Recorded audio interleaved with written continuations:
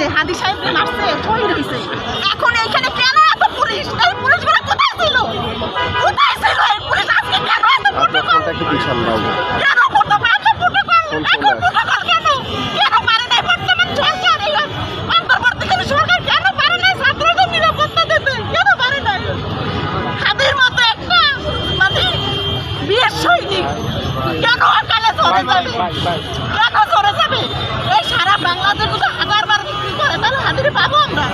কখনোই পাবো না। সব শেষ গুলি করছে তাহলে গুলি করার সাথে সাথে তো এই অপরাধী জানোয়ারটাই পালাইছে। কেন স্বরাষ্ট্রমন্ত্রী ঘোষণা দেয় নাই সাথে সাথে? বা ডক্টর ইউনূস সাহেব, শ্রীগণা চৌধুরী, আসিফ নজরুল কেন বলে না যে বাংলাদেশের সব জায়গায় বর্ডার গার্ডের এটা চালু করে দাও? একটা লোক যেন কোথাও পালাইতে পারে না। তারা যদি 10 মিনিট 5 মিনিটের মধ্যে তাদের কাছ থেকে এইটা করে না। আমার তো সন্দেহ হয় যে এই যে 2 মাস বসে নাকি এইটার ওনাদের মনে হয় ধারণা ছিল ওনাদের। হ্যাঁ আচ্ছা, আমরা দেখেছি আপা একটু পরিচয় বলবেন আপনার? আচ্ছা, আমরা দেখেছি হাদি মারা যাওয়ার আগে আমি কিচ্ছু করি না। সাধারণ মানুষ। আচ্ছা ভাই, 1 মিনিট ভাই। আমি রাজনীতি বুঝি না। আমি বুঝি আমাদের এই যে বাংলাদেশ নতুন করে তো 24 স্বাধীন হয়েছে জুলাইয়ে।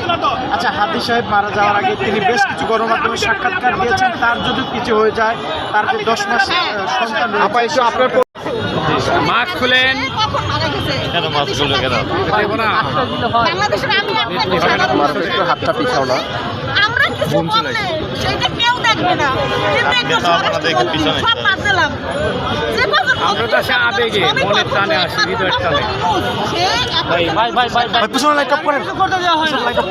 মারুক লড়াই না। জুলাইয়ের 24 জুলাইয়ে আরে ভাই, লাইট অফ করেন না। বাবা একটু নামান। 24 জুলাইয়ে যে ছাত্রদের উপর রক্তের উপরে ভাই আপনার ফোনটা আমার ধরেন না একটু। ধরেন না। একটু পিছিয়ে নেন। এখানে বড় বড় দল ছিল না, বিএনপি জামাত ছিল না, পারছে তারা পারে নাই।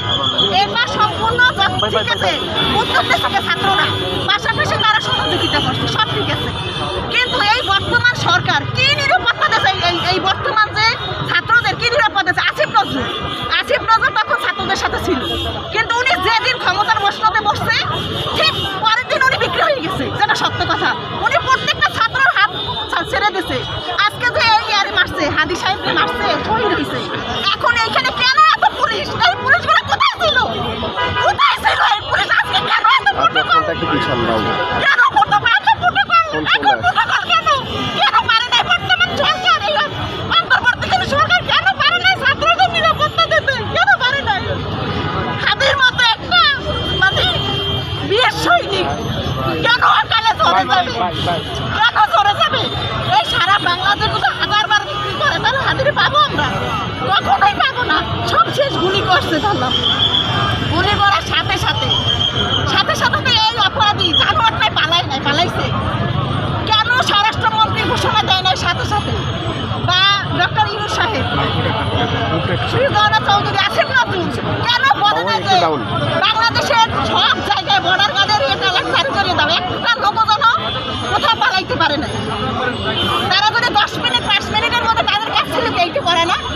আমার তো সন্দেহ হয় যে এই যে 2 মাস বসে নাকি এইটার ওনাদের মনে হয় ধারণা ছিল ওনাদের। হ্যাঁ আচ্ছা, আমরা দেখেছি আপা একটু পরিচয় বলবেন আপনার? আচ্ছা, আমরা দেখেছি হাদি মারা যাওয়ার আগে বেশ আমি কিচ্ছু করি না। সাধারণ মানুষ। আচ্ছা ভাই, 1 মিনিট ভাই। আমি রাজনীতি বুঝি না। আমি বুঝি আমাদের এই যে বাংলাদেশ নতুন করে তো 24 স্বাধীন হয়েছে জুলাইয়ে। আচ্ছা, হাদি সাহেব মারা যাওয়ার আগে তিনি বেশ কিছু গণমাধ্যমে সাক্ষাৎকার দিয়েছেন। তার যদি কিছু হয়ে যায়, তার যে 10 মাস সন্তান রয়েছে। আপা একটু আপনার